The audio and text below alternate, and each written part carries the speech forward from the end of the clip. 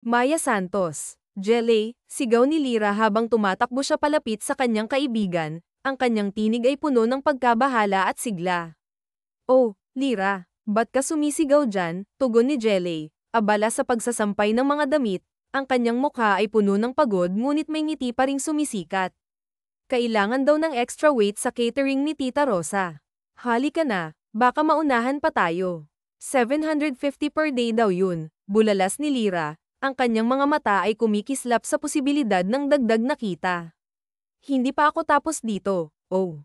Tumanggap ako ng labada ngayon eh, sayang din kasi, sagot ni Maya Santos, ang kanyang tinig ay puno ng determinasyon habang patuloy siya sa kanyang gawain.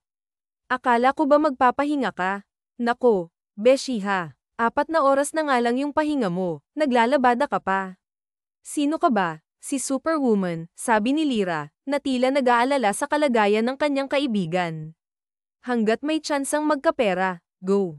Sayang naman no, hindi ko naman mapupulot sa 4 na oras ang 500 na kikitain ko dito sa paglalabada, sambit ni Jelly, ang kanyang mga mata ay nagliliyab sa pag-asam ng mas magandang kinabukasan. Hay nako, kung nagpaulan ng kasipagan ng Diyos, sinalo mo lahat, besh. Nakakaloka ka. Lahat ng racket pinapetos mo, halos hindi ka na matulog. Teka, yung totoo, natutulog ka ba? Bulalas ni Lyra, ang kanyang tono ay puno ng pag-aalala at paghanga. Siyempre naman, natutulog din ako no. Hindi nga lang 8 oras, pero carry naman. Alam mo naman na sa magandang university mag-aaral yung kapatid ko. Ayokong masayang yung talino niya. Gusto ko makapagtapos siya ng magandang school. Kaya hanggat kaya ko siyang igapang, gagawin ko kahit wala na akong tulog. Basta ang importante, may raws ni Rico ang pag-aaral niya, paliwanag ni Maya Santos habang patuloy na nagsasampay, ang kanyang boses ay puno ng pagmamahal at sakripisyo para sa kanyang kapatid. Uy, ikaw na ang ulirang kapatid of the year, biro pa ni Lyra, ang kanyang ngiti ay naglalarawan ng paghanga sa dedikasyon ni Maya. Si Maya Santos, isang magandang dalaga na may mornang balat at mahabang itim na buhok, ay tila isang mandirigma sa kanyang laban sa buhay. Sa kabila ng kanyang balingkinitang katawan, siya ay puno ng lakas at determinasyon. Lumaki siya sa hirap, na naulila sa kanilang mga magulang sa murang edad dahil sa isang trahedya. Mula noon, pinagpasapaahan sila ng kanilang mga kamag-anak, madalas na inaalila at inaalipusta. Ngunit sa kabila ng lahat, nagkaroon sila ng pagkakataong lumayas mula sa masungit na tiyahin sa Tarlac at nakipagsapalaran sa masalimuot na mundo ng Maynila, sa Tondo. Dito, natutunan ni Maya Santos na lumaban para sa kanilang kinabukasan. Lahat ng matitinong trabaho ay pinasok niya upang matugunan ang pangangailangan nilang magkapatid. Nakakuha siya ng maliit na bahay na nirerentahan, at doon nagsimula ang kanilang bagong buhay. Unti-unting nag-amin ni Maya Santos ang masalimuot na realidad ng kanilang sitwasyon. Sa hirap ng buhay, kinakailangan talagang magbanat ng buto upang matustusan ang araw-araw nilang pangangailangan at ang pag-aaral ng kanyang kapatid. Matalino si Rico, at ang kanyang pangarap ay makapag-aral sa magandang paaralan at makapagtapos ng kolehiyo. Kaya naman, si Maya Santos ay walang tigil sa pagtatrabaho. Ngayon, nasa magandang paaralan na si Rico, at ang tanging hiling ni Maya Santos ay makapagtapos ang kanyang kapatid. Ito ang kanyang pinakamimithi, kahit na siya mismo ay hindi nakapag-aral. Hindi bale, anuman ang kanyang sakripisyo, handa siyang magbanat ng buto at magsakripisyo para sa kinabukasan ng kanyang kapatid. Matatapos na ako dito sa pagsasampay. Join ako dyan sa racket ng catering na yan, sambit ni Jelly, ang kanyang tinig ay puno ng sigla habang siya ay abala sa kanyang gawain. Wala na talaga sa bokabularyo mong magpahinga no, biro ni Lyra, ang kanyang ngiti ay tila nag-aanyaya ng kasiyahan. Tulungan mo na kaya akong magsampay at nang mapabilis to bago pa tayo maunahan ng iba para sa racket na yan, pangungumbinsi ni Maya Santos, ang kanyang mga mata ay nagliliyab sa determinasyon. Kita mo, oo, dinamay pa ako sa kasipagan mo. Kung hindi lang kita beshi, sige na nga. Tulungan na kita at para mapabilis na yan, wika ni Lyra, na tila nahihirapan ngunit handang tumulong. Pagkaraan ng paglalabada ni Jelly, inabutan siya ni Tita Liza ng 500 bilang bayad sa kanyang paglalabada. Kaagad naman silang kumari pa ng takbo patungo sa bahay ni Tita Rosa upang magpalista bilang mga part-time waitress sa event nito. Humahangos pa ang magkaibigan na dumating sa bahay ng matanda. Tita Rosa, kami na yang isama mo sa event nyo ha. Dalawa kami ni Jelly, bungad ni Lyra, ang kanyang tinig ay puno ng pag-asa. Nako, buti nakahabol kayong dalawa. Teka, nadaanan pa kita kaninang madaling araw ah. Nagbebenta ka ng pandesal. Sigurado kang kaya mong mag-wait. Baka mahilo ka ha, kunot noong sabi ni Tita Rosa, ang kanyang mukha ay puno ng pag-aalala. Nako Tay, after niyang magtinda ng pandesal, tumanggap pa yan ng labada, sulsol ni Lyra, na tila nagtataka sa kakayahan ng kanyang kaibigan. Nako, kakayanin mo pa ba? Natutulog ka pa ba? Jelly, tanong ni Tita Rosa, ang kanyang tono ay puno ng pag-aalala. Huwag na po kayong mag-alala sa akin. Kayang-kaya ko yan. Kailan ba ako pumalpak sa mga pagpa-party sa inyo? Kahit wala akong tulog, carrying-carry ko no, pagyayabang ni Maya Santos, ang kanyang kumpiyansa ay tila nakakahawa. Baka mamaya bigla ka nalang mahilo sa event ha. Ikaw pang alalahanin namin doon, sabi pa ng matanda, ang kanyang mga mata ay puno ng pag-aalala. Hindi po Tita Rosa, magtiwala ka sa akin. Kaya ko yan, paglalako ni Maya Santos, ang kanyang ngiti ay puno ng determinasyon. Oh, sige, ikaw bahala. Basta 750 per day tayo ha. Diretso na ako sa Siren Hotel sa Function Hall, 12 noon to 4 PM lang naman pero mabigat ang trabaho ngayon ha. Maraming mga bigating guest ang may birthday, kaya buti din na kayong dalawa yung mag-wait. Magaganda, pambabola ni Tita Rosa, ang kanyang tono ay puno ng pagpapahalaga. Nambola pa to si Tita Rosa eh. Hindi kami magpapadagdag ng bayad. Okay na kami sa 750, biro ni Lyra, ang kanyang boses ay puno ng katuwang na saya. Hoy, 750 lang tayo, sabi ng matanda. Siya, pumunta na kayo doon.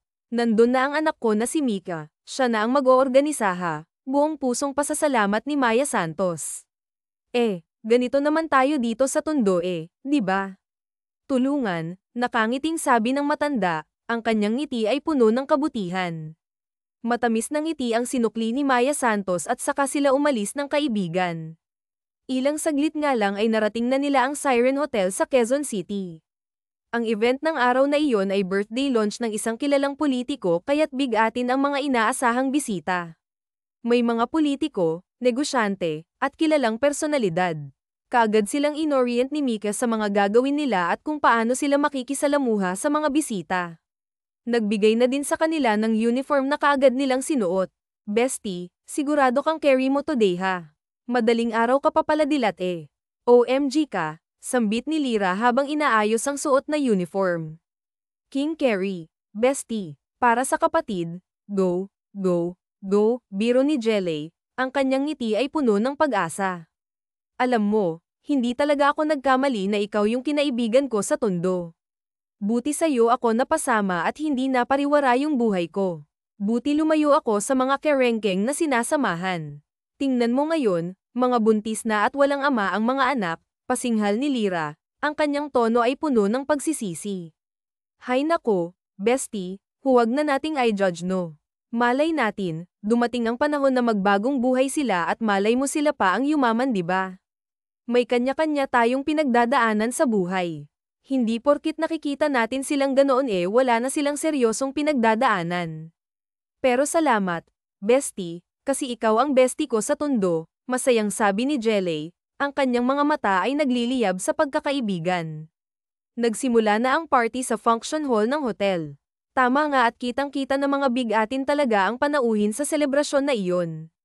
Kinakabahan man si Maya Santos na mag-serve, pinagwalang bahala na lamang niya iyon. Inisip niya na lang ang kikitain niya para sa araw na iyon.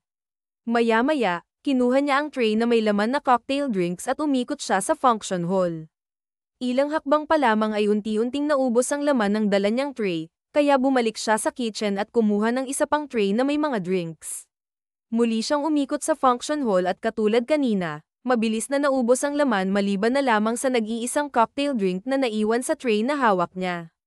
Nagtangka pa siyang umikot, baka may naghahanap pa ng maiinom. Sa kanyang pagbeleng, aksidente siyang natabig ng isang lalaki, dahilan upang tumapon ng drink sa suot ng lalaki. Mabilis na naalarma si Jelly. Ito ang unang pagkakataon na nangyari ito sa kanya. Mabilis niyang kinuha ang panyo na nasa kanyang bulsa at pinunasan ang coat ng lalaki. Sorry sir, sorry, sorry. Paulit-ulit na paghingi ng tawad ni Jelly habang pinupunasan ang basang coat nito. Marahang inangat ng lalaki ang kanyang paningin at tumambad sa kanya ang halatang nag-aalalang mukha ni Maya Santos. Ngunit ang mas nakaagaw pansin sa lalaki ay ang magandang mukha ni Maya Santos. Tila napako ang kanyang paningin sa maamong mukha ng dalaga. Ilang segundo siyang hindi kumurap. Sorry sir, muling sambit ni Jelly sabay pahid sa coat ng lalaki. Nagbalik ang ulirat ng lalaki at marahang pinigil ang mga kamay ni Maya Santos sa pagpupunas. Nang mahawakan ng lalaki ang mga kamay ni Maya, tila may kuryente na umakyat sa katawan ng dalaga. Mabilis niyang binawi ang kanyang mga kamay at napatingin sa lalaki. Napalunok siya dahil sa angking kagwapuhan ng lalaki, mapunggay ang mga mata, matangos ang ilong, at may mapupula at makakapal na labi na tila nang aakit na halikan. It's alright. Mababang tono na boses ng lalaki na mas nagpabilis pa ng pintig ng puso ng dalaga. I am fine, ngumiti pa ito sa kanya, ang kanyang ngiti ay tila nagbigay ng liwanag sa kanyang puso. Dito naman, tila naluso ang puso ni Maya Santos nang masilayan niya ang napakagandang ngiti ng lalaki. Ang ngiti nito ay tila sinag ng araw na pumapawi sa lahat ng kanyang pag-aalinlangan. Pinilit niyang iniwas ang kanyang tingin, ngunit halatang natuliro siya sa kanyang naramdaman. Are you okay? Tanong ng lalaki. Ang kanyang boses ay kasing ganda ng isang DJ sa radyo na nagbibigay ng aliw. Okay lang po sir. Sorry po talaga. Paghingi ng paumanhin ni Jelly, ang kanyang boses ay may halong kaba. Sorry ka ng sorry. Sabi ko na nga na okay lang eh. Napangiti pa ding sabi ng lalaki. Ang kanyang tinig ay puno ng pag-unawa. Ngunit pilit na ngumiti si Jelly, kahit na ang kanyang puso ay tila naglalakbay sa mga ulap. Salamat po, mauuna na po ako, naiilang na sabi niya, at mabilis na nagtungo sa kitchen. Doon, kanina pa pala siya pinagmamasdan ni Lyra, ang kanyang matalik na kaibigan. Hoy, maharot ka ha, sabi nito sabay kurot sa tadyang ng babae. Aray, bakit ba? Tugon ni Jelly, ang kanyang mukha ay puno ng gulat. Bakit mo kinakausap yung gwapong lalaki na yun ha? Tanong pa ng kaibigan, ang kanyang mga mata ay kumikislap sa intriga. Natapunan ko ng drinks, buti nga mabait, okay lang daw, tugon ni Maya Santos, ang kanyang tono ay naglalaman ng pag-aalala. OMG, natapunan mo ng drink si Warren Arguelles, bulalas ni Lyra, ang kanyang boses ay puno ng pagkabigla. Warren Arguelles, sino yun? Maang-maangan ang dalaga. Tila naguguluhan. OMG ka talaga. Yung lalaking natapunan mo ng drinks ay si Warren Arguelles, sabi pa ni Lyra, ang kanyang tono ay puno ng excitement.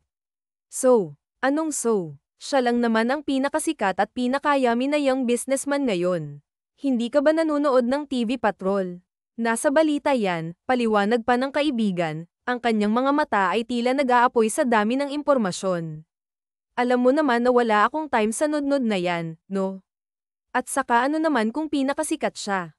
Hindi ko siya pwedeng matapunan, ganun, pagtataray ni Jelly, ang kanyang boses ay puno ng determinasyon.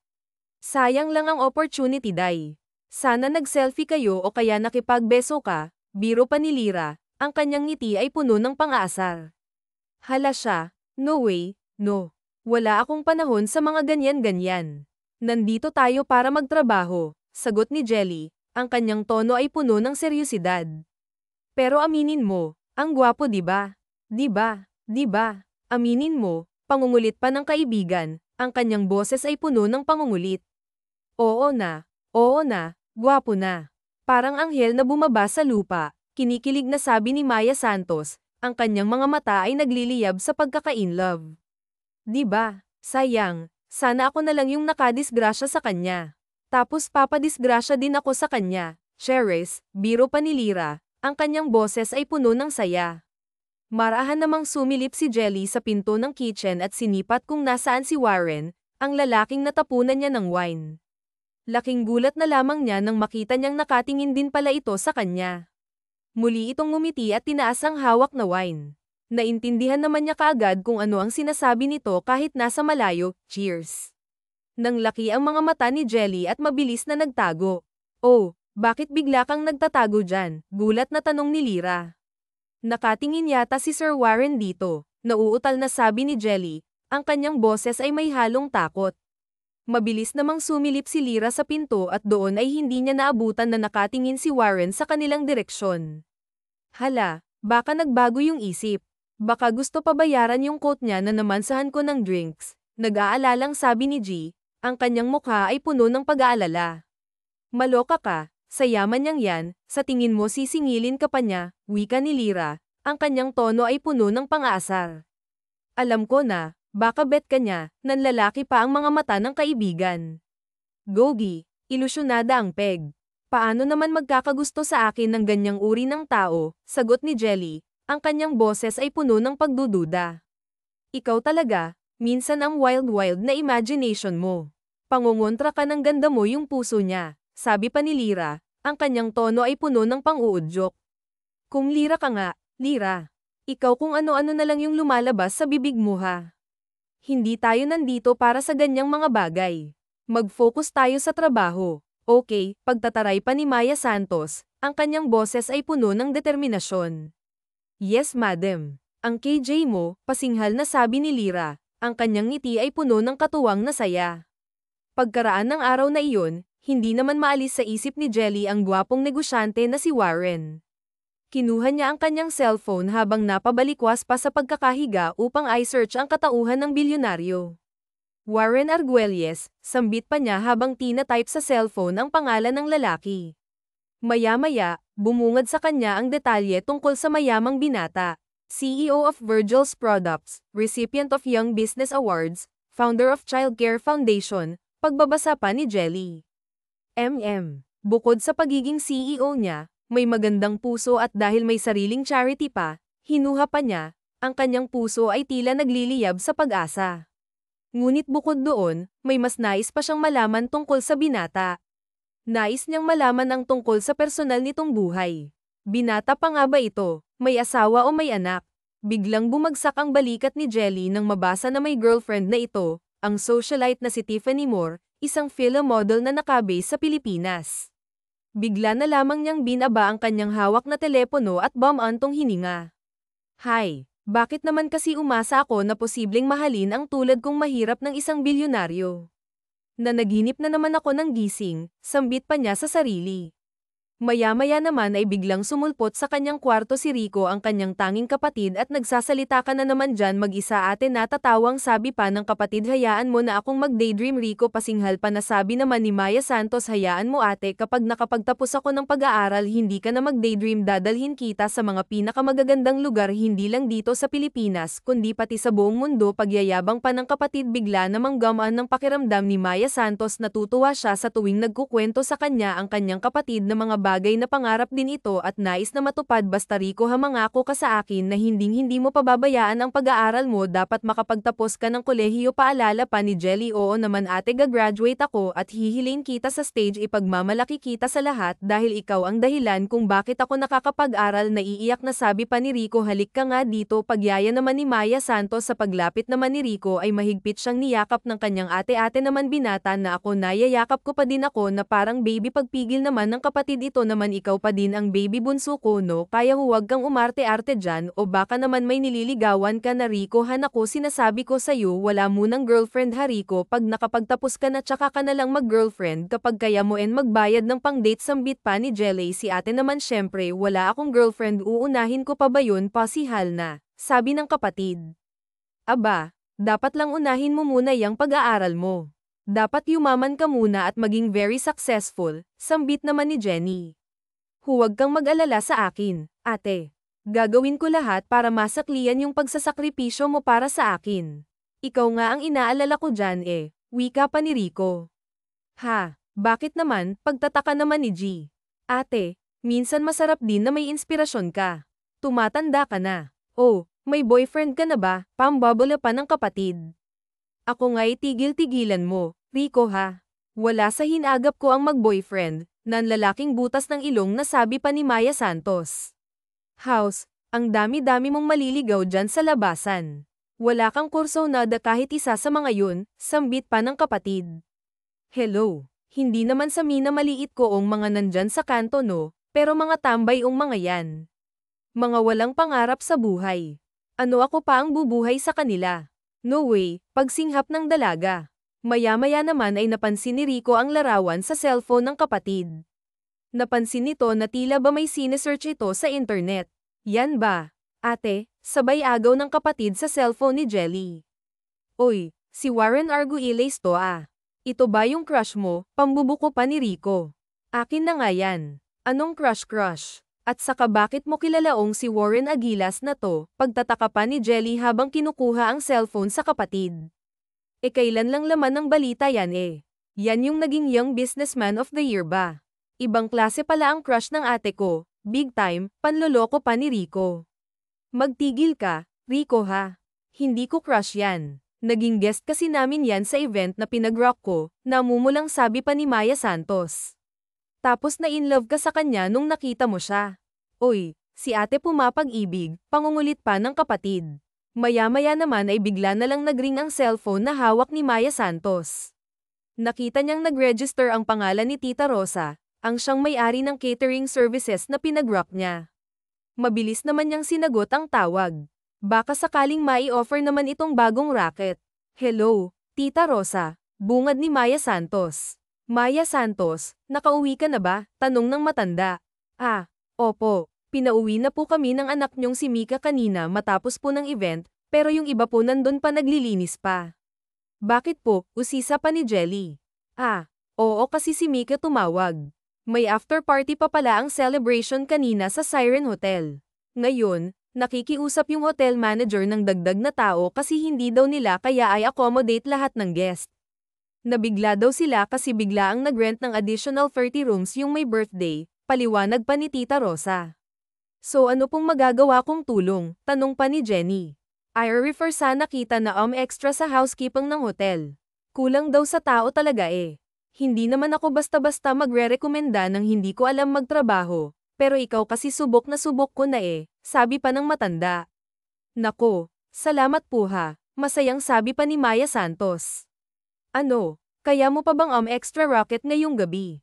1,000 per night ang offer ng Siren Hotel, malaki-laki din, wika pa ni Tita Rosa. Wow, ang laki nga. Sige po, ako na po dyan, Tita Rosa, masayang tugon pa ni Maya Santos. O sige, mag-prepare ka na at pinalista na kita doon ha. Pumunta ka na lang at magpakilala na ikaw yung ni-refer ko, sambit pa ni Tita Rosa. Ah, wait po, si Lira po ba kasama din? Pahabol na tanong ni Jelly.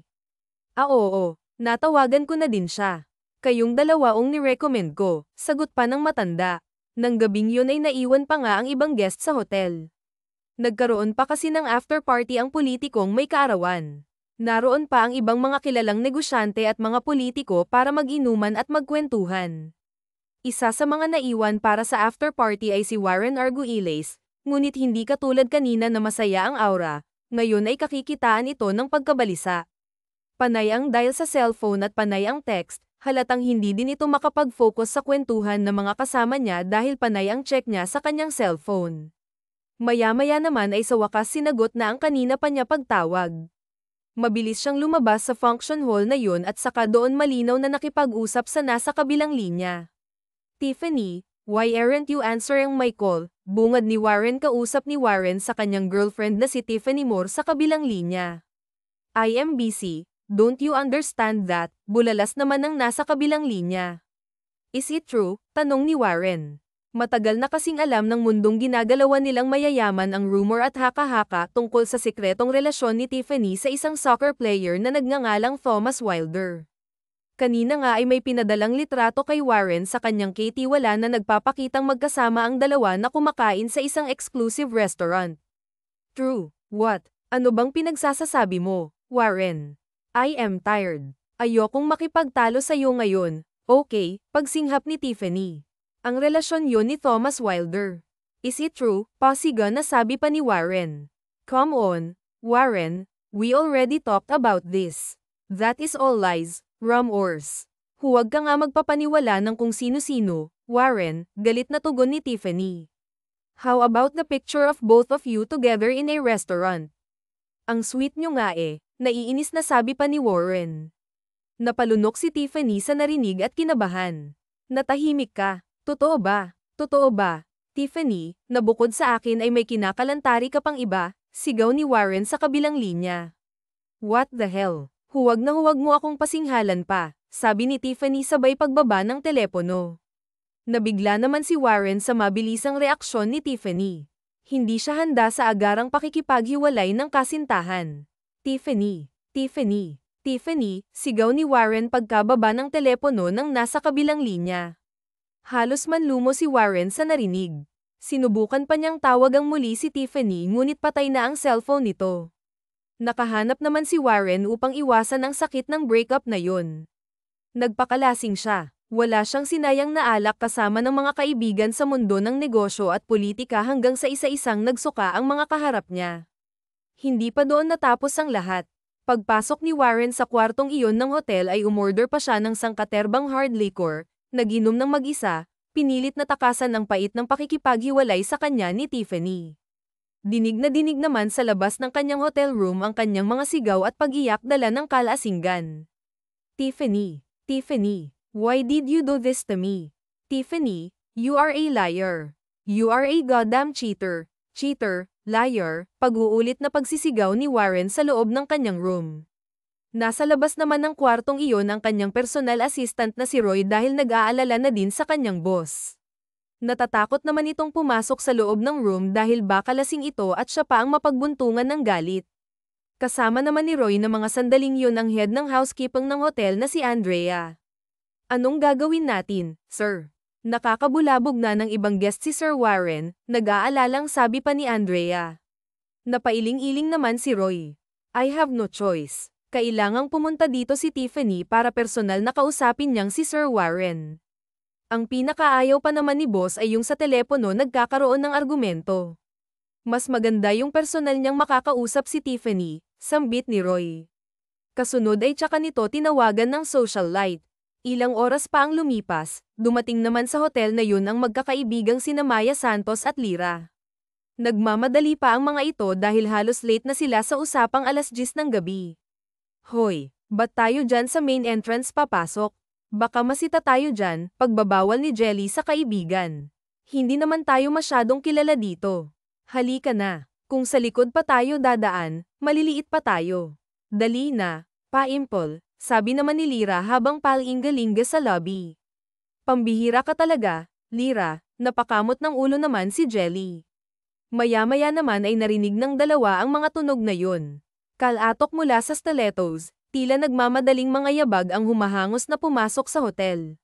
Sa paglingon ni Maya Santos sa kanyang likuran upang tignan sana kung kaninong stilettos ang naririnig nila ay bumangga sa kanyang harapan ang matangkad, sexy, maputi at magandang babae. Si Tiffany Moore. Oh, God. Paara-harang ka sa daan, kunot noong sabi ng socialite sabay bahagyang tulak kay Maya Santos. Napatda naman si Maya Santos na tulala sa kanyang nakita. Nakita na din niya ang socialite na iyon. At alam niyang girlfriend ni Warren Arguelles. Sorry po, isang matalim na irap naman ang iniwan ng film sa dalaga. Mabilis na nagtungo si Tiffany sa reception area at tinanong ang room number ni Warren. Samantala ang dalawang magkaibigan naman ay naiwan na nakatayo habang pinagmamasdan ang magandang modelo. Maganda nga, masama naman pala ang ugali, bulong pa ni Lyra. Siniko naman ni Jelly ang kaibigan. Oy, ang bibig mo, bulong pa niya. Totoo naman eh, hindi nga pala talaga lahat nabibili ng pera. Walang breeding eh, dagdag pa ni Lyra. Baka may pinagdadaanan ito talaga, napaka-judgmental. Tugon naman ni Jelly habang tinitignan si Tiffany na nagmamadaling sumakay ng elevator. Mabilis namang naglakad ang dalawa pagkaraan patungo sa employee area meaning na nandito pa si Warren Arguelles kasi nagpunta dito yung jowa niya, wika pa ni Lyra. Nanlaki ang mga mata ni Jel dahil sa narinig. Nandito pa si Warren, sa isip niya may halong pananabik pa sana siya ngunit tila isip niya din ang pumutol ng excitement na iyon dahil sa pagdating ni Tiffany. Alam na. Jog-jog times na sila ng mahaderang Tiffany na yun kaya siguro nagsusungit dahil Katie na, sarkastikong sabi pa ni Lyra. Natahimik naman si Jelly. Maaari kasing totoo ang opinyon ng kanyang kaibigan. Buong gabi naman ang shift ng magkaibigan bilang tagalinis ng mga kwartong ginamit ng mga bisita ng politiko na nagke-celebrate ng birthday sa hotel. Halos wala din silang pahinga dahil maya't maya may mga umaalis din na mga guest. Inabot ng alas 6 ng umaga sa paglilinis ng dalawa. Maya-maya naman ay tinawag ng housekeeping department na si Andrea si Jelly. Jelly, ikaw na ang maglinis doon sa room 415 hectares, utos nito. Yes po ma'am, magalang na tugon naman ni Jelly. Lingid sa kaalaman ni Maya Santos ay ang kwartong iyon ay ang room kung saan namalagi si Warren sa loob ng kwartong iyon noong nakaraang gabi. Nagganap ang paghaharap ni na Tiffany at Warren, naging gabi yon ang personal nang ang paghihiwalay ni Tiffany at Warren Arguelles. Umalis kaagad si Tiffany after nitong tapatin ng binata. Naginom pa si Warren ng ilang bote ng alak at matauhan at magising sa realidad ay umuwi na din ito. Pagbukas ni Maya Santos ng pinto ay tumambad sa kanya ang napakaruming kwarto. Nagkalat ang mga baso ng bote ng alak. Maraming mga nagkalat na pagkain sa sahig, ang mga palamuti sa kwarto ay nawala na din sa dating ayos. Grabe naman ang nagstay dito sa room na to. Ang baboy naman. Porkit mayaman pwede nang gawin lahat sa kwarto, naiinis na sabi ni Maya Santos. Bumunot siya ng malalim na hininga. Tinignan ng kanyang relos. Alas 6 na pala ng umaga, wala pa akong tulog. Bale last kwarto ko na to, after nito pwede na akong umuwi. Jelly, kaya mo yan. Pagpapalakas pa niya ng loob sa kanyang sarili. Pagkaraan nga ay nagsimula na siyang maglinis ng makalat na kwartong yun. Mabilis naman siyang kumilos kung kaya halos wala pang isang oras ay natapos na niyang linisin ang kwartong yun. Bago siya lumabas ng kwarto napansin niya ang trash bin na nasa isang sulok. Naku, hindi ko napansin yung basurahan na yun sabi pa niya. Lumapit siya sa kung saan ang trash bin at kinuha ang laman nito, isang black na plastic bag. Ang bigat naman nito, bulong pa niya. Na-curious naman siya kung ano ang laman ng black plastic bag na iyon, kung kaya naman ay binuksan niya yun at sa kanyang pagbukas ay tumambad sa kanya ang napakalaking halaga ng salapi. Muli niya itong sinipat at hindi nga siya nagkakamali, mga tig-1,000 na makapal na nakabundle sa tansya niya ay aabot ito ng milyon-milyong halaga. Kinabahan si Jelly. Nasa basurahan na ang perang yun at wala na din ang huling nagstay sa hotel. Kung tutusin nga ay pwedeng-pwede na niyang angkinin ang malaking halagang yun. Malaking bagay na yun para sa kanilang magkapatid, makakahanap na sila ng desenteng bahay at higit sa lahat sigurado siyang mapapagtripan si Zeline nang magbalik siya sa kanyang ulirat. Na-realize niya na hindi siya ganong klaseng tao. Hindi sa kanya ang perang yun, hindi niya pinaghirapan kundi pinaghirapan ng iba. Unfair yun sa tingin niya at hindi siya ganong klaseng tao, hindi siya manloloko. Hindi siya sinungaling at hindi niya kayang angkinin ang bagay na hindi naman sa kanya. Pagkaraan niyang maglinis ay dumiretso sa kaagad sa kanilang housekeeping head na si Andrea at doon ay nag-usap sila sa loob ng isang kwarto kasama si Lyra. Ikaw Jelly. Tayo-tayo lang dito, wala pang nakakaalam na may 5 milyon sa kwartong yun, pwedeng-pwede mo angkinin yang pera na yan, tapos kahit tig 100,000 lang sa amin ba ni Lyra, saad pa ni Andrea pagkaraang bilangin ng limpak-limpak na salaping yun. Dinamay pa ako nito biro naman ni Lyra. Basta bestie, kung ano ang desisyon mo sa perang yan doon ako nakapag-decide na po ako, Ma'am Andrea, ay salay ko po ito sa totoong may-ari ng perang, hindi ko kayang angkinin ng perang, hindi ko naman pinaghirapan, paliwanag pa ni Maya Santos. Jelly, ang pera hindi lang sa pagsisipag nakukuha, minsan sa swerte din, kaya nga may mga tumataya ng luto, may mga nagkakaso-baso, ang tawag dyan sa nangyari saw ay swerte-swerte ka kasi ikaw ang nakakita ng pera dyan sa room 415 at ako ang nag-utos sa'yo, kaya dapat may share ka din sa akin kahit magkano lang, ngilit-ngiting sabi naman ng housekeeping head. Pasensya na ma'am pero kaya ng konsensya ko, hindi ko kayang angkinin talaga, isosoli ko na lang ma'am, baka mas maganda pang balik sa atin kapag ginawa natin ng tama at nararapat, sabi pa ni Maya Santos. Yes bestie, karma is just around the corner, dugtong pa ni Lyra. Sige, ikaw ang bahala, yan ang desisyon mo na isolate sa may-ari, pero hindi na natin dapat ipaalam sa top management kung isosoli mo puntahan mo na lang sa officer bahay kasi mangyayari tayo sa management kapag ngayon pa natin sinabi, kasi kanina mo pa nakuha yan tapos binilang pa natin ilang oras nang nasa atin yung pera, baka isipin nila na pinag-interesan natin, Wika pa ni Andrea, paano nga isinabi mong bilangin at saka ma'am pinag-interesan mo naman talaga ba, sundot pa ni Lyra. Ma'am Andrea, sino bang huling nagstay sa room 415 usisa ni Maya Santos? Si Warren Argyles. Bulalas ni Andrea. Natulala naman si Maya Santos nang marinig ang pangalang yun. Si Warren Sir Warren Argyles. Yes, tama ka nang dinig, yung gwapong si Warren nga, pero grabe yun, pag naglalasing iba talaga ang nagagawa ng broken-hearted. Oh, bakit? Ba't mukha kang natuwa ka nung marinig mong broken-hearted? Pang-iinis pa ni Lyra. Oo, nakipaghiwalay si Tiffany Moore sa kanya. Nagpunta yun kagabi para paamuhin si Warren Argyles, pero wala ding nagawa. At ayun, doon pumutok ang salitaan nilang dalawa at grabing argumento ang ending, base sa narinig namin. Ayun nga, nag-break na sila, as in break na ang dalawa, pagdedetalye pa ni Andrea. Hindi ka rin chismosa, ma'am? No sir, komento pa ni Lyra. So, ang may-ari nitong 5 million pesos ay si Warren Argyles na broken-hearted, sabi pa ni Maya Santos. Kaya mo bang ilabas yan dito sa hotel? Tanong ni Andrea. Abat hinahamon mo ba itong besi ko? King niya yan, no? Biro pa ni Lyra. Saan ba ang opisina at bahay ni Warren Argyles? Tanong ni Jelly. Siya ba ang CEO ng Argyles Products Company? Sambit ni Lyra sabay kuha ng cellphone at saka sinabi ang address ng company. Oh, ayan, sa Makati ang address ng company. Bahala ka na, Maya Santos, na magsoli ng perang yan ha. Tutal, ayaw mo namang itago, na lang sana. Sayang, malaking tulong din yan sa pamilya mo, pangongonsensya pa ni Andrea. Malaking tulong nga po. Pero habang buhay ko namang daladala sa isipan ko, ma'am. Ako na pong bahala, bestie. Ay send mo sa akin yung address. Uwi lang tayo saglit na makaligo muna, sambit pa ni Jel sabay tingin sa relos. Alas UTI na pala tayo. Tara na, bes, uwi na tayo. Pagka-uwi nga ni Maya Santos ay kaagad siyang nagbihis at tuloy-tuloy na ang plano niyang magpunta sa opisina ni Warren Argyles upang personal na isauli ang perang natagpuan niya sa trash bin ng kwartong iyon sa hotel kung saan nagstay ang binata. Hindi naman naging mahirap kay Maya Santos para hanapin ang opisina ni Warren. Nang nasa reception area siya ng opisina ay kaagad siyang tinanong ng receptionist kung ano ang kanyang sadya. Ma'am Jelly San Andres. Ah, ma'am. Wala po kasi kayo sa listahan ng bisita ni Mr. Argyles. Magpa-schedule po kayo ng appointment sa secretary niya bago kayo makaakyat sa office niya, paliwanag ng receptionist sa kanya. Ah, ganun ba, miss? May importanteng bagay lang po sana akong isasauli sa kanya. Please po, pakiusap pa ni Jelly. Yan po kasi yung protocol sambit pa ng babae.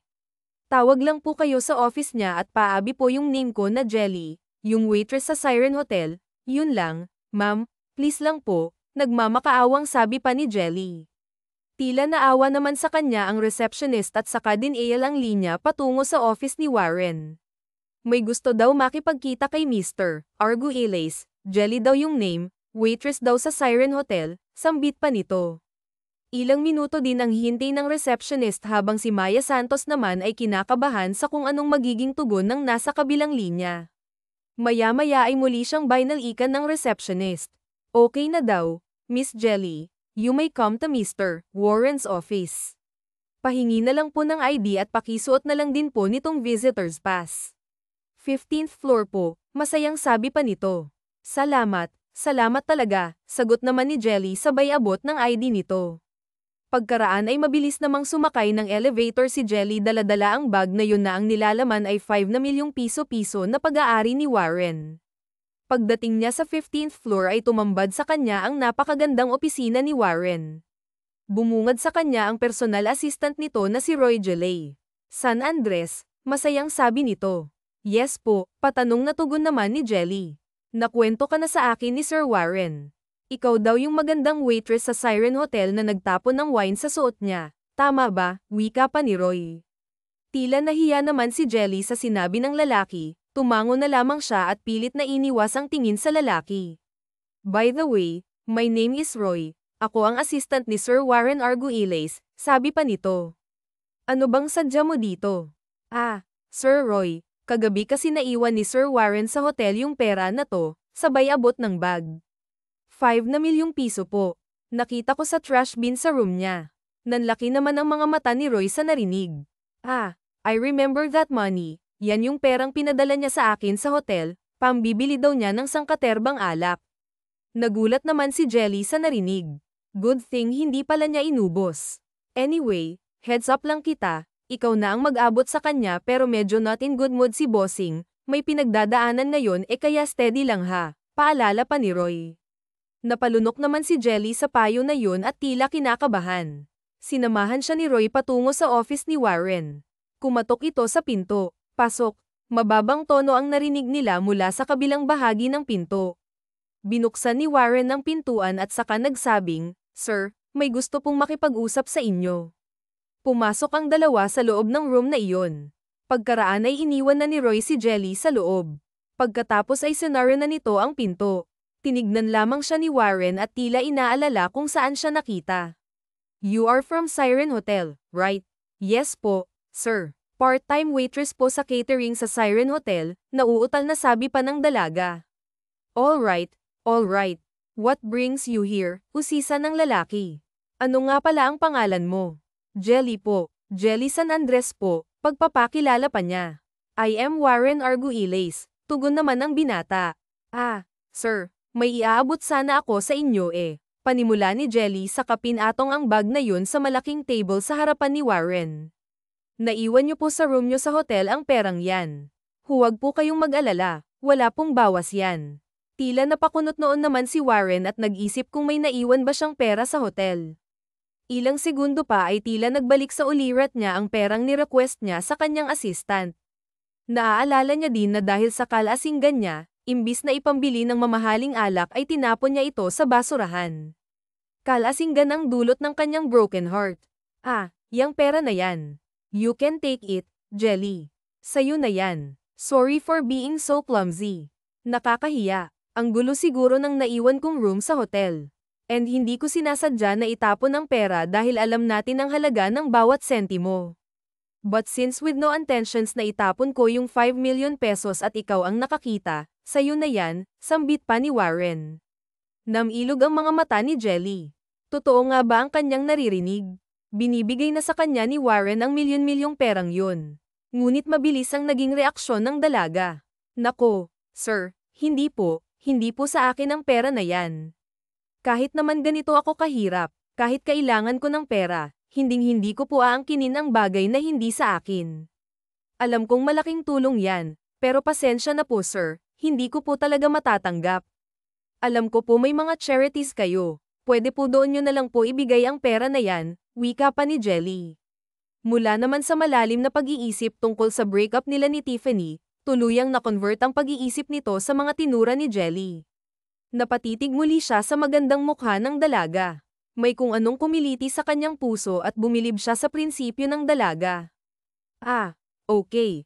Tanging nasambit ni Warren, "Yun lang po sir, maraming salamat po, mauna na po ako." Nakangiting sambit ni Jelly sabay tumalima ito paalis ng room na yon. Nanatili namang tulala si Warren, pinagmamasdan lamang niya ang papalabas na si Jelly. Ilang sandali pa ay tinawag ni Warren ang kanyang assistant na si Roy. "Nakaalis na ba si Jelly?" bungad ni Warren. "Yes, sir. Sinamahan ko na makasakay sa elevator pababa," tugon ni Roy. "That girl, she has something in her," mahinang sambit ni Warren. "Oh, mukhang nabaling na kay Jelly ang utak mo, sir." Pabirong sabi pa ng assistant. Napailing naman si Warren, bamantong hininga at muling naisip ang breakup nila ng socialite. "Napagtanto ko lang na after 1 year of our relationship, ang tagal ko na din palang nagpanggap sa sarili ko na may iba pa siyang kinakausap at minsan kapag hindi kami magkasama, she's a well-known cheater pero nagbulag-bulagan ako para sa kanya. Nagpakatanga ako. Na-realize ko na hindi pala worth it ang pakikipagrelasyon sa kanya. She's obviously cheating, pero hindi ako naniwala.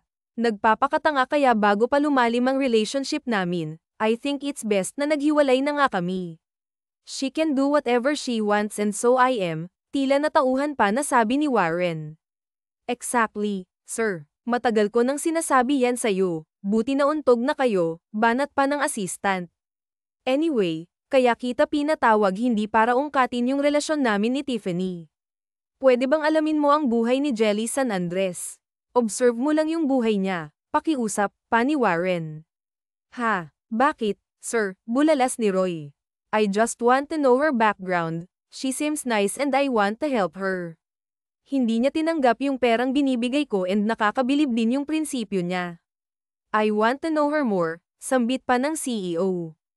Oh, mukhang nahulog yata ang puso mo, sir. Biro pa ni Roy. Napangiti na lamang si Warren at napailing-iling. Noted, sir. Maghahira ako ng private investigator para malaman natin ang background ni Miss Jelly San Andres, paggarantiya naman ng assistant. At ganun nga ang ginawa ni Warren. Nag-hire sila ng private investigator upang alamin ang buhay ng dalagang pumukaw ng kanyang atensyon. Samantala, tuloy naman ang buhay para kay Jelly, balik sa dating gawi, racket dito, racket doon. Hanggat kaya ng katawan ay tuloy-tuloy pa din siya sa pagtatrabaho upang matustusan ang pag-aaral ng kanyang kapatid na si Rico at ang kanilang pangangailangan. Nasaksihan ng private investigators ang buhay ni Jelly, kitang-kita nito ang pagsasakripisyo, pagtatyaga at determinasyon ng dalaga. Agad naman itong na-report kay Warren ang kanyang mga nasaksihan. Sir Warren, wala akong masabi kay Jelly San Andres, kulang ang 24 hours sa kanya, parang hindi nga natutulog dahil panganay ang trabaho, bungad ng private investigator. Anong trabaho niya bukod sa pagwa-waitress sa hotel? Usisa pa ni Warren. Nako, sir, sobrang dami, naglalaba, naglilinis ng bahay ng mayayaman, nag-aalaga ng bata, nagkakahati-hati sa mga catering na nagjo-join, namangha naman si Warren sa mga narinig tungkol kay Jelly. May kung ano sa kanyang puso na tila nagsasabing tulungan ang dalaga. Ngunit dahil sa prinsipyo ni Jelly, alam niyang hindi tatanggapin ng dalaga ang pera kung ito man ang ibibigay niya. Isang hapong yun, magkausap sina Warren at Roy na kanyang assistant. Napansin ni Roy na tila iba na ang nararamdaman ang kanyang boss para kay Jelly. Sir, wala kaninang umaga si Jelly San Andres ng bukang bibig niyo Oo, humahanga ka sa determinasyon at sipag ng tao, pero yung nakikita ko sa inyo parang more than that na yung nararamdaman niyo, sir. Pagtatapat pa ni Roy. Namutla naman si Warren sa sinabi ng assistant. Anong sinasabi mo dyan? Gusto ko lang tumulong sa tao sa ganoong klaseng tao. Sila dapat yung bineless, masipag, tapat, may prinsipyo at saka maganda. Oh, ano yun sir? Amin nyo na kasi nagagandahan kayo kay Jelly. Crush nyo, sir, no? Pambubuska pa ni Roy. Napailing naman si Warren. In fairness sa you sir, ang bilis mo makamove on kay Tiffany Moore, sambit pa ni Roy. I just realized na hindi ko na pala siya mahal, matagal na, hindi ko lang siya mapakawalan dahil pinapahalagahan ko ang relasyon namin. Nagbulag-bulagan ako sa mga narinig kong hears tulad ng mga pagchichismisan, determinasyon at higit sa lahat na huli ang kiliti ng puso nyo, hoy, pagbibiro pa ni Roy. Tumigil ka nga dyan, humahanga lang ako kay Jelly dahil sa pagkatao niya. Ano kayang pwede kong i-offer sa kanya na hindi siya mau-offend no? Tanong ni Warren. Kunwari nanalo siya sa loto, bulalas ni Roy. Sira ka talaga, syempre di maniniwala yon tapos sa akin nang galing yung napanalo. What if mag-offer na lang ako ng trabaho sa kanya dito sa kumpanya? Napaisip na sabi ng binata. Magandang ideya yan, sir. Pero anong trabaho naman ang ibibigay mo sa kanya? Baka naman siyang ipalit mo sa akin ha, banat pa ng assistant. Sa kadaldalan mong yan hindi malayo, biro pa ni Warren. Kidding aside, pwede siya mag-work as secretary ko, mag-aayos lang ng schedule at mga paperworks, you can teach her, right? Wika pa niya. Oo nga, sir, nang sa gayon mas mapalapit siya sa'yo, dagdag biro pa ni Roy. Puro ka talaga kalokohan Sige na, call her, papuntahin mo dito sa office, sabi pa ni Warren. Nang sandaling yun, magkasama sina Jelly at Lyra sa isang restaurant at rumaraket bilang dishwasher. Habang nasa trabaho ay bigla na lamang nakatanggap ng tawag si Jelly, hindi pamilyar sa kanya ang number, ngunit sinagot niya pa din ito. Hello, bungad niya. Hi Jelly, this is Roy from Arguelles office, sambit ng nasa kabilang linya. Oh, Sir Roy, paano niyo po nakuha yung number ko? Tanong ni Jelly. Sa reception, sa contact details na sinulat mo, wika pa ng assistant. Bakit po kayo napatawag? Kung tungkol po sa 5 na milyong piso na yan, hindi ko po talaga matatanggap, wika ni Jelly. No. May offer daw na magandang trabaho sa'yo si Sir Warren. Kung magkano man ang kinikita mo, triplehan daw niya ang sahod mo, sabi pa ni Roy. Nagulat naman si Jelly sa sinabi ng assistant. Totoo. Anong trabaho naman po? Usisa ng dalaga. Secretary, don't worry. Ako ang magtuturo sa'yo, garantiya pa ni Roy. Hindi ba kayo nagkakamali, Sir Roy? Pagtataka ni Jelly. Sure na sure ang boss ko dahil ayaw mo tanggapin ang 5 million pesos, naisip ni Sir Warren na alukin ka ng trabaho, sabi pa ni Roy. Paano po basta pumunta ka dito sa office now? I discuss ko sa iyo ang lahat at mukhang gusto ka ding makita ng boss ko, pabulong pa nasabi ni Warren sa telepono saka ito binaba. Takang-taka naman si Jelly sa pakiusap na yun ni Roy. Isang maayos na trabaho ang lumalapit sa kanya. Ano daw yun, bestie? Usisa naman ni Lyra. Trabaho, isang magandang trabaho ang offer sa akin ni Sir Warren, nananabik na wika ni Jelly. Talaga, anong trabaho? Usisa naman ni Lyra.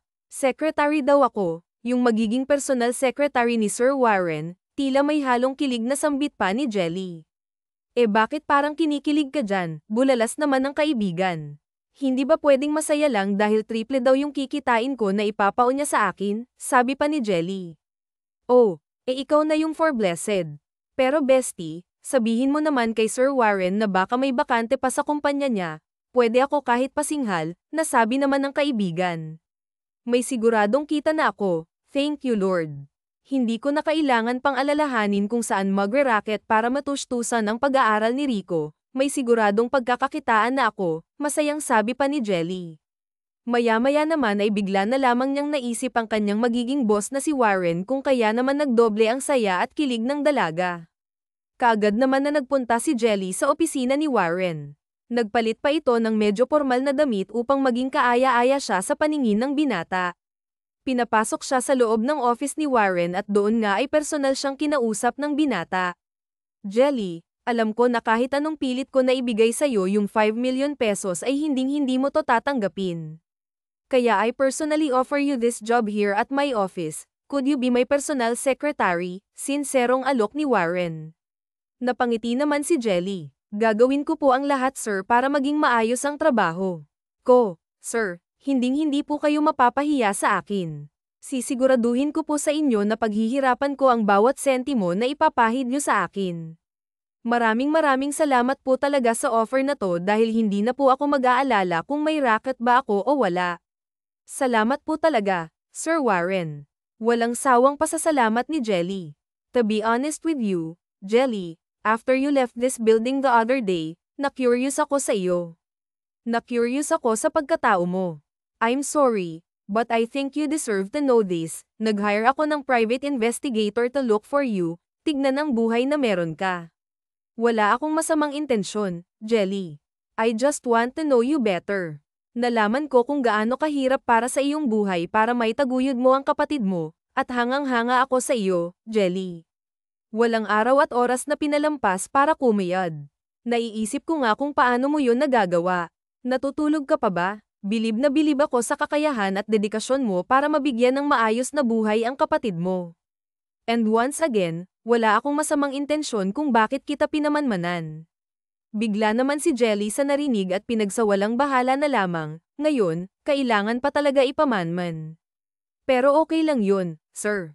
Wala namang problema sa akin. Tama po kayo, gagawin ko ang lahat para matustusan ang pag-aaral ni Rico, yung kapatid ko.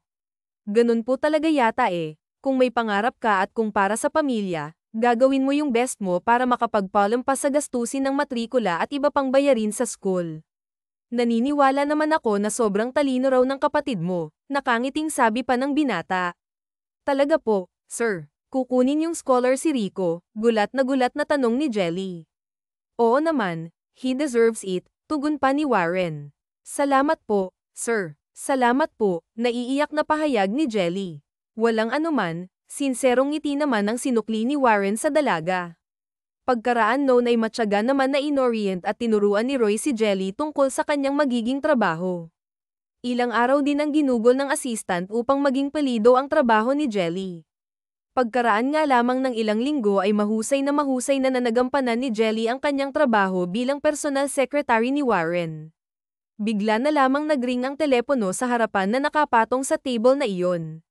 Hello, this is Jelly from Mr. Argyle A's office. How may I help you? Maayos na pagsagot ni Jelly sa tawag na yun. Sorry ma'am, Mr. Argyle is not available today.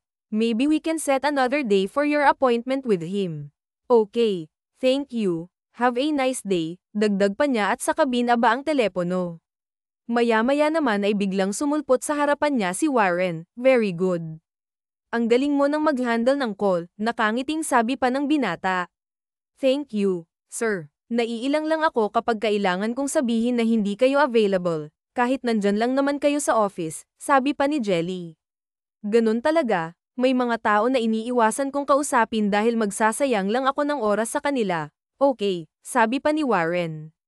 Okay po, by the way, sir, pinaparating po pala ni Rico na salamat daw po sa scholarship at gagawin niya daw po ang lahat para hindi masayang ang pagbibigay niyo sa kanya ng slot, wika pa ni Jelly. No worries, basta mag-aral siya ng mabuti, sapat na yun, sambit pa ng binata. Sa mga sandaling iyon naman ay tila unti-unti pang mas napapalapit ang loob ni Jelly sa kanyang boss. Kung noon ay tila paghanga o crush lang naman ang nararamdaman niya para sa binata, ngayon ay tila pag-ibig na nga ang nararamdaman niya para dito. Lunch na tayo, bigla ang pag-alok pa ni Warren sa dalaga na bigla naman si Jelly. Nagyayaya ba siya na makipag-date sa akin, sa isip pa niya. Tara, don't worry, my treat, nakangiting sabi pa ng binata. Okay, sir? Sir, nauutal na sabi naman ni Jelly. Pagkaraan ay magkasama ang nag-lunch ang dalawa. Kumain sila sa isang mamahaling restaurant kung saan naninibago pa si Jelly sa menu. Napapalingon-lingon sa paligid dahil kitang-kita ang pagiging sosyal ng ambience ng lugar. Pagtingin niya muli sa menu ay napailing na lang siya kung kaya naman ay hindi na siya nahiyang magsabi sa kanyang boss, Sir Warren, sorry ha, first time ko po kasing kumain sa ganitong klaseng restaurant. Ang alam ko lang pong pagkain ay adobo, nilaga, sinigang. Ano pa ba? Onong mga nakalagay dito? Beef tenbeloy, primary mushroom tiangi. Hindi alam ng dila ko ang lasa ng mga yan, sir, naiilang na sabi pa ni Jelly. Bahagya namang napatawa si Warren. Gusto mo ba lipat tayo ng kakainin? Doon tayo sa sanay kang pagkain, tanong pa ni Warren. Okay lang po ba, sir? Nahihiya pang sabi ni Jelly. Maya-maya ay tila may naisip itong kainan. Sir, okay lang ba talaga sa inyo? May alam akong masarap na kainan, malapit lang dito, dagdag pa niya. Sige, kung saan mo gusto, sabi naman ng binata. Dinala ni Jelly si Warren sa isang karinderya malapit sa kanilang opisina. Masasarap ang mga pagkain sa karinderyang ito kung kaya naman laging maraming tao. Game naman si Warren nakisama kay Jelly. Maraming tao sa lugar dahil sa mga parokya na dito. Okay ka lang ba, sir? Medyo maraming tao lang at mainit dito, pero masarap talaga yung food, pagmamalaki pa ni Jelly. Maya-maya naman ay nilapag na sa kanilang harapan ang mga ulam na in-order ng dalaga, adobo, sinigang, at bopis. Sure ako, sir, magugustuhan nyo yan, dagdag pa ng dalaga. Hindi na nakapaghintay pa si Warren at saka tinikman ng pagkain yun. Ang sarap nga, nanlaki pa ang mata ng binata at saka muling sumubo ng pagkain. Tuwang-tuwa naman si Jelly dahil nagustuhan ni Warren ang mga pagkaing hinain sa kanila. Habang kumakain naman si Jelly ay sinserong pinagmamasdan ni Warren ang dalaga. Isang simpleng dalaga na sanay sa hirap ng buhay, sa simpleng bagay ay masaya na. Ito nga yata ang tunay na hinahanap ng kanyang puso. Maya-maya ay napangiti na lamang siya at saka muling bumalik sa pagkain. Nasundan pa ang paglabas ng dalawa. Madalas isama ni Jelly si Warren sa mga kainan ng mga simpleng taong tulad niya, at kung minsan naman ay sinasama din siya ni Warren sa mga kinakainan ng mga sosyal na tao. Dahil nga doon ay mas napalapit ang loob ng dalawa sa isa't isa. Tuluyan na ngang nahulog ang loob ni Jelly sa kanyang boss. Ganon din naman si Warren. Dahil na din magkasama sila sa office ay mas nakilala nila ang personality ng isa't isa. Mas lumalim pa ang lihim na pagtingin nila sa isa't isa. Isang hapong yun ay naiwan naman sa opisina si Warren at si Roy. Samantalang si Jelly ay nauna nang umuwi. Roy, I think I'm falling in love with Jelly. Di ko maintindihan pero hindi siya mawala sa isip ko. Minuminuto lagi siyang laman ng isip ko. Walang sandali na hindi ko siya naiisip, at tuwang-tuwa ako kapag nakikita ko siya dito sa office, paglalahad pa ni Warren. Sir, magtapat ka na sa kanya. Pareho pala kayo ng nararamdaman, sambit pa ng assistant. Sa tingin mo, may gusto din siya sa akin, tanong pa ng CEO. I think, sir, may gusto din sa iyo si Jelly kasi every time nababanggit ko yung pangalan niyo, iba ang kislap ng mata niya, sambit pa ni Roy. Natuwa naman si Warren sa tinura ng assistant. Samantala, nang hapon ding yun ay magkasabay naman na naglalakad sa kalsadang yun sa tondo sina Lyra at si Jelly na galing sa trabaho. Ibang-iba na yung pormahan mo, Beshi, masayang sabi pa ni Lyra. Oy, tumabi kayo dyan, dadaan yung office girl, biro pa nito sa mga nakatambay sa eskinita. Hay, magtigil ka nga dyan, pagpigil naman ni Jelly sa kaibigan. Oh, ikwento mo na, bestie. So, in love ka na talaga kay Sir Warren, no? Nananabik na tanong ng kaibigan. Hindi ko nga alam, bestie, basta sobrang happy ako kapag nakikita ko siya, alam mo yun. Excited ako laging pumasok sa office kasi makikita ko na naman siya. Ngayon ko lang na-feel ganito. Kung love man ta, ang sarap palang ma-in love, no? Kinikilig na sabi pa ni Jelly. Ang kiri mo, sabay kurot ni Lyra sa tagiliran ng kaibigan. Kinaumagahan, nagmamadaling pumasok si Jelly. Nagulat naman siya dahil wala pang tao sa floor na yun. Madilim pa ang paligid, patay ang lahat ng ilaw. Madalas kasi kapag ganitong oras ay naroon na si Roy. Nagtataka siya kung bakit madilim ang buong opisina. Napakunot noo siya at naisip kung weekend na ba. Patuloy lamang siyang naglakad, at maya-maya ay bigla na lamang bumukas ang mga ilaw ng opisina, at doon ay tumambad sa kanya ang napakaraming red roses na nakalatag sa sahig at mga red balloons sa mga walls. Kinabahan si Jelly at nagtaka. Maya-maya naman ay isang makisig na lalaki ang biglang lumabas mula sa isang room ng opisina, si Warren. Tila slow motion pa sa paningin ni Jelly ang paglakad ng lalaki habang papalapit sa kanya na may hawak pang bouquet of beautiful red roses. Ngumiti si Warren sa kanya at saka inabot ang dala nitong bulaklak. Ah, ano pong ibig sabihin nito, sir? Pagtataka ni Jelly. Just Warren, Warren na lang, panimula pa ng binata. Nanatili namang tulala si Jelly sa nasasaksihan. Una pa lang kitang nakita sa hotel, alam kong there's something in you na hindi ko kailanman makakalimutan, something special and something beautiful. Nang muli kitang makita dito sa office, dalang-dala mo yung milyon para isauli, doon ko na-realize na hindi ka lang maganda sa panlabas kundi maganda din ang kalooban mo at ang puso mo, Jelly. You are very beautiful inside and out, at dahil doon unti-unti akong nahulog sa iyo. I don't want to waste another day na hindi ko na sa iyo masabi na mahal kita. Mahal na mahal kita, Jelly, sinserong pagtatapat ng pag-ibig ni Warren. Unti-unti namang namuo ang mga luha ni Jelly. Bumilis ang tibok ng kanyang puso. Ngayon nga ay sigurado na siya, iniibig din siya ng lalaking nagpapatibok ng kanyang puso. Mahal din kita, sir. Mahal din kita, Warren, tuluyang bumuhos ang mga luha ni Jelly. Gumuhit sa mukha ni Warren ang napakagandang ngiting iyon at sa kanya marahang hinagkan ang labi ng dalaga. I love you, Jelly. I love you too, Warren, tugon pa ng dalaga. Naging magkasintahan nga ang dalawa. Nabuo ang pagmamahalang hindi nasusukat sa antas ng katayuan sa buhay, isang simpleng babae at isang mayamang CEO.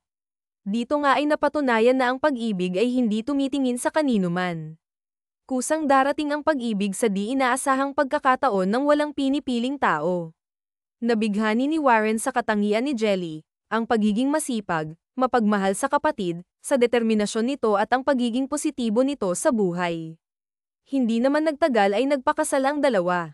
Pinagpatuloy ni Jelly ang kanyang pag-aaral upang sa gayon ay maging katuwang siya ni Warren sa kanyang kumpanya pagdating ng panahon. Samantalang ang kanyang kapatid naman na si Rico ay nakapagtapos ng kolehiyo na ngayon nga ay nagtatrabaho na din sa kumpanya ni Warren.